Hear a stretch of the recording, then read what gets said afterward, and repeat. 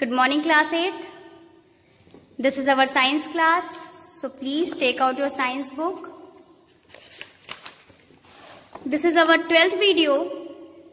In our previous video number 11, we have studied about the algae, protozoa, harmful algae and harmful protozoas. तो इनके बारे में पढ़ा था. अब आज हम वीडियो नंबर 12 में वायरस के बारे में पढ़ेंगे. वायरस का नाम सुनते ही सबसे पहले तो कोरोना वायरस ही माइंड में आ रहा है. तो चलिए स्टार्ट करते हैं. जो वायरस है ये कंट्रोवर्शियल ऑर्गेनिज्म है. जैसे कि कैरेक्टरिस्टिक्स में ये बताता है कि चाहे वो लिविंग हो, चाहे वो नॉन लिविंग हो, चाहे वो बाहर आउटसाइड अ लिविंग सेल हो, चाहे वो इनसाइड अ लिविंग सेल हो. तो देखिए, जब कोई लिविंग सेल के बाहर ये वायरस रहता है तो ये हमारा नॉन लिविंग थिंग की तरह ही रहता है, क्योंकि ये तब ग्रो अप नहीं कर पाता, रिप्रोड्यूस नहीं कर पाता लिविंग सेल्स के बाहर. लेकिन अगर ये हमारे बॉडी के अंदर रहे या लिविंग सेल के इनसाइड में रहे तो ये ग्रो अप करेगा. चलिए फिलहाल तो अभी जैसा बुक में है वैसा पढ़ते हैं कि अगर लिविंग सेल के बाहर है तो ये बिहेव करेगा एक नॉन लिविंग थिंग की तरह और ये ग्रो और रिप्रोड्यूस नहीं करेगा. इन दिस स्टेज इन्हें हम वायरॉन्स कहेंगे. अगर ये रिप्रोड्यूस नहीं कर रहा है, ग्रो नहीं कर रहा है, तब इस स्टेज में इसे हम वायरॉन्स कहेंगे. However when they enter in a living cell, लेकिन जब ये एक लिविंग सेल में एंटर करते हैं तो ये रिप्रोड्यूस करना स्टार्ट कर देते हैं. और कभी कभी तो जो है ये लिविंग ऑर्गेनिज्म की तरह ही रिप्रोड्यूस करते हैं.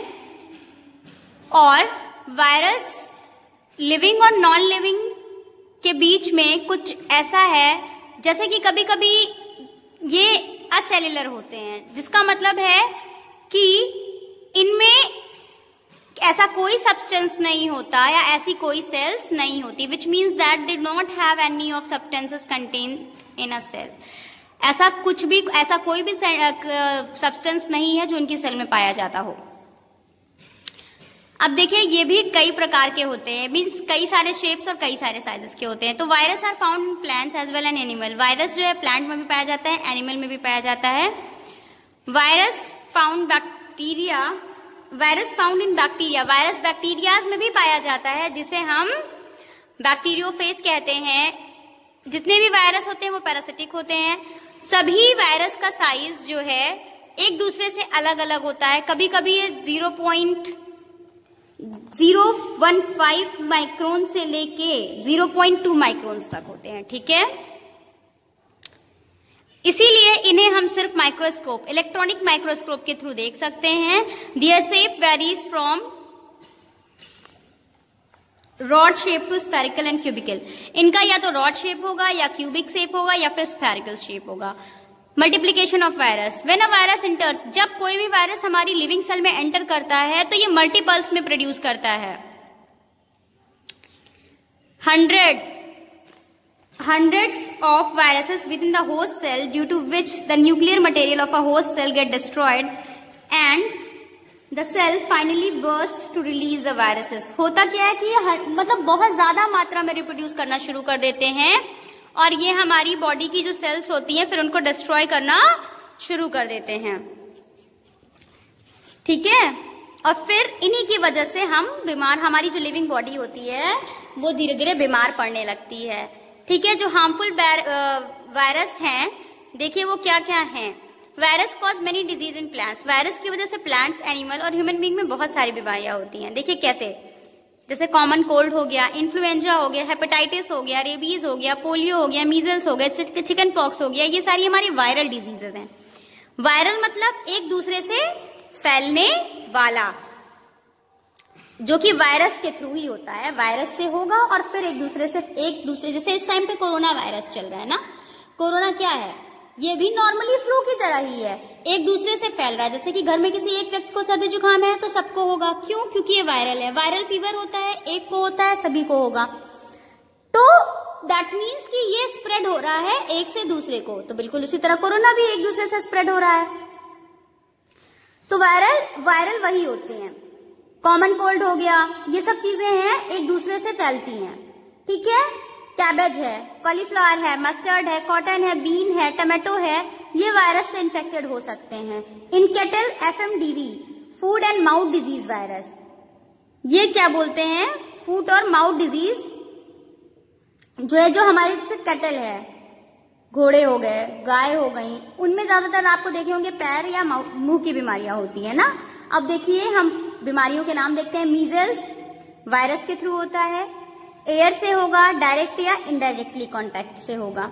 ट्यूबरक्लोसिस है, बैक्टीरियल डिजीज है।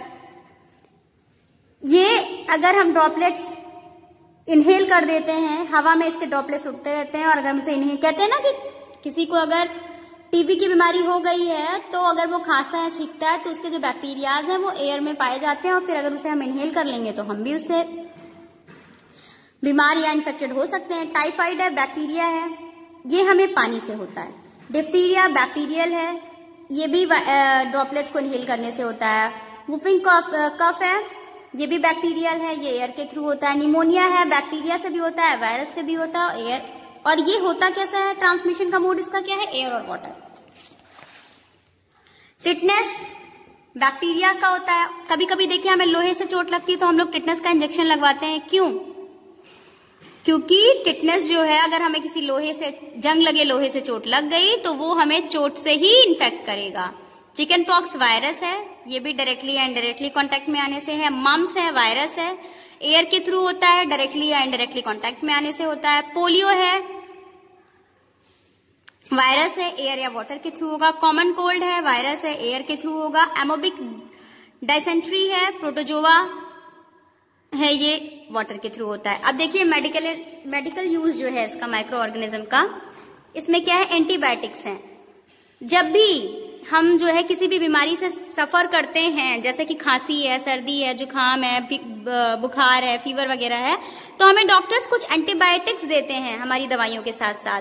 तो ये एंटीबायोटिक्स जो हैं, इनमें माइक्रो ऑर्गेनिजम्स पाया जाता है, जो कि हमें टैबलेट के फॉर्म में, इंजेक्शन या कैप्सूल के फॉर्म में दिए जाते हैं। तो जो एंटीबायोटिक्स होते हैं, ये माइक्रो ऑर्गेनिज्म की ग्रोथ को स्टॉप करते हैं। मतलब ये जो हमारे अंदर कोई वायरस अगर वो फैल रहा है, स्प्रेड हो रहा है, उनकी ग्रोथ हो रही है, तो एंटीबायोटिक्स के थ्रू वो रुक जाती है, और हमारी बॉडी में जैसे अगर कोई भी बीमारी हो रही है तो वो वहीं पे रुक जाती है। अब देखिए स्ट्रेप्टोमाइसिन, टेट्रासाइक्लिन, एंथ्रोमाइसिन, एजिथ्रोमाइसिन, ये सारी जो एंटीबायोटिक्स हैं, ये कुछ कॉमन एंटीबायोटिक्स हैं जो कि फंगी और बैक्टीरिया से फंगी और बैक्टीरिया के थ्रू ऑब्टेन की जाती हैं, या फंगी और बैक्टीरिया से बनाई जाती हैं। प्रिकॉशंस हमें लेने होते हैं एंटीबायोटिक्स के साथ। Antibiotics should be taken only on the advice of qualified doctor, ये सिर्फ और सिर्फ डॉक्टर की एडवाइस पर ही लेना चाहिए। अगर डॉक्टर ने बोला है तो हमें उसका कंप्लीट कोर्स करना चाहिए। अगर जरूरत नहीं है तो हमें एंटीबायोटिक लेने से बचना चाहिए, क्योंकि हमारे जो बेनिफिशियल बैक्टीरियाज होते हैं हमारी बॉडी में, वो एंटीबायोटिक क्या करता है, उन्हें किल करता है। वैक्सीन्स देखिए, जब भी कोई बीमारी हमारे या माइक्रोब्स के थ्रू हमारी बॉडी में एंटर करती है, तो हमारी बॉडीज जो है क्या करती है, एंटीबॉडीज प्रोड्यूस करती हैं ताकि हम उनसे लड़ सकें। लेकिन इस प्रोसेस में हमारी बॉडी जो है, the body remembers the microbes of process of killing it. In the same kind of microbes enter again inside the body. The antibodies immediate recognize the microbes and kill them. हमारी जो antibody होती है वो उन्हें recognise करके उन microbes को किल करती हैं। मतलब जो हमारी शरीर में वायरस या बैक्टीरिया है, हमारी एंटीबॉडीज उनसे लड़ती हैं, उन्हें खत्म करती हैं। लेकिन अगर हमारी बॉडी में एंटीबॉडीज बनना बंद हो जाएं, तो क्या होगा? हम क्या लड़ पाएंगे? नहीं लड़ पाएंगे। तो वैक्सीन इसी पे वर्क करता है। कोई भी वैक्सीन जब प्रिपेयर की जाती है तो वो उसी डेड या उसी वीक माइक्रोब से प्रोड्यूस की जाती है। When such microbes are introduce in a healthy body, और जब वो माइक्रोब्स एक हेल्दी शरीर में डाला जाता है या या इंजेक्ट किया जाता है तो फिर से हमारी बॉडी उसके लिए एंटीबॉडीज प्रोड्यूस करती है और उनसे जो है फाइट करती है और माइक्रोब्स को क्या करती है, किल करती है। तो और फिर वो एंटीबॉडीज हमेशा हमारे शरीर के अंदर रहती हैं और हमें इन्फेक्टेड होने से बचाती हैं। आप लोगों ने देखा होगा कि बहुत सारी वैक्सीन बच्चों को दी जाती है ना, जैसे BCG हो गया, ये टीबी के लिए दिया जाता है। पोलियो की दवा सुनी होगी, पोलियो का वैक्सीन पिलाया जाता है ताकि बच्चे को पोलियो ना हो ना। टाइफाइड की वैक्सीन दी जाती है। तो इन सब चीजों की वैक्सीन इसीलिए दी जाती है ताकि हमारी बॉडी में हमेशा वो चीज, हमारे बॉडीज में एंटीबॉडी प्रोड्यूस होते रहें और उन बीमारियों से हम बच सकें। फूड प्रिजर्वेशन, फूड को कैसे हम प्रिजर्व कर सकते हैं। फूड जो है अगर प्रॉपरली क्लीन नहीं है, कुक्ड नहीं है, या हम उसे रेफ्रिजरेट ठीक से नहीं कर रहे हैं, तो वो क्या होता है, उसमें बैक्टीरिया आ जाते हैं। तो जब वो फूड हम उसे खाएंगे तो हम क्या होंगे, फूड पॉइजनिंग से अफेक्ट हो जाएंगे। Micro organism when grow on food items, जब माइक्रो ऑर्गेनिज्म किसी फूड आइटम्स पे ग्रो अप करते हैं तो वो उन्हें स्पॉइल कर देते हैं और उसमें टॉक्सिक्स बनाने लगते हैं। तो वो टॉक्सिक जो होता है बहुत पॉइजनस होता है और हमारे लिए बहुत ज्यादा हार्मफुल होता है। और जब हम उन्हें खा लेते हैं तो हम किसी सीरियस बीमारी से इफेक्टेड हो जाते हैं जो कि हमारी डेथ का भी कारण बन सकता है। तो इसीलिए हमें फूड को स्पॉइल होने से बचाना चाहिए और उनमें माइक्रोब्स की ग्रोथ को रोकना चाहिए। तो इस प्रोसेस को, the process of preventing food from spoilage, किसी भी फूड को खराब होने से बचाने के लिए जिन प्रोसेस को हम करते हैं उसे हम फूड प्रिजर्वेशन कहते हैं। तो देखिए कैसे कैसे होता है फूड प्रिजर्वेशन बाय केमिकल्स, जैसे कि sodium benzoate, sodium metabisulphite are use, इन्हें यूज किया जाता है फूड प्रिजर्व करने के लिए, जैसे जैम्स हो गए, स्क्वैसेस हो गए। तो conventionally salt and edible oils, कुछ नमक हो गया या कुछ एडिबल ऑयल्स, जिन्हें ऐसे ऑयल जिन्हें हम खा सकते हैं, उन्हें भी फूड को प्रिजर्व करने में यूज किया जाता है और ये भी हमारी माइक्रोब्स की ग्रोथ को रोक सकता है। जैसे कि बहुत सारे अचार हम अगर घर में बनाते हैं तो उसमें तेल डालते हैं, नमक डालते हैं, जो कि उन्हें कई सालों तक खराब होने से बचा कर रखता है। बहुत सारी कच्ची सब्जियां होती हैं जिन्हें हम प्रिजर्व करके रखते हैं, बचा कर रखते हैं। कैसे, उनके पीसेस काट के उसको सॉल्ट सोल्यूशन में डालकर रखते हैं।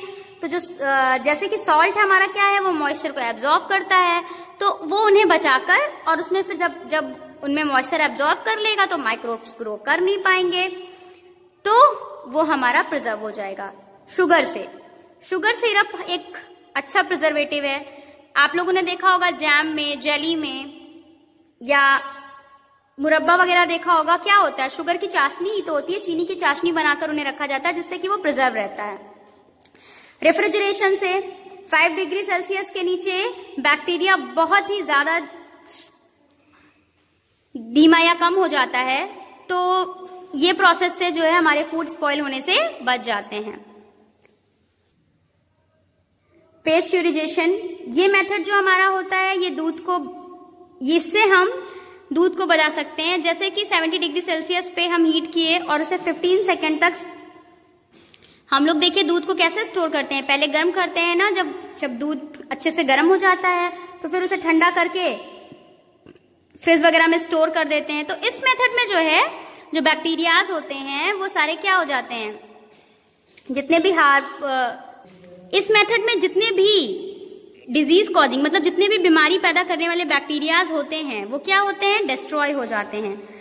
लेकिन तब भी कुछ हार्मफुल बैक्टीरिया सरवाइव कर पाते हैं, जिसकी वजह से हमारा कुछ दिनों में दूध खराब होने लगता है। तभी तो देखिए दूध को ज्यादा दिन तक हम लोग यूज नहीं करते, प्रिजर्व करके नहीं रखते। मैक्सिमम 24 आवर्स या 24 से 28 या 30 आवर्स हम दूध रख पाते हैं, वो भी उससे अगर हम 2 बार 3 बार हीट करेंगे तो।